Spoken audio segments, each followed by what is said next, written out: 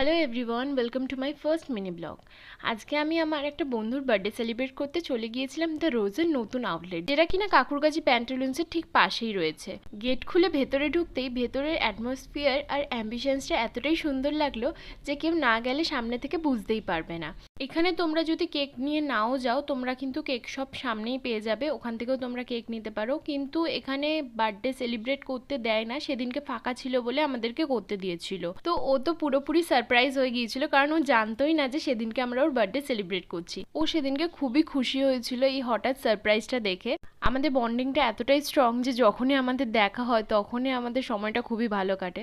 তো আমাদের তরফ থেকে একটা গিফট দেওয়া হয়েছিল, যেটা ওর খুবই পছন্দ হয়েছিল। তারপরে আমরা কিছু খাবার অর্ডার করেছিলাম।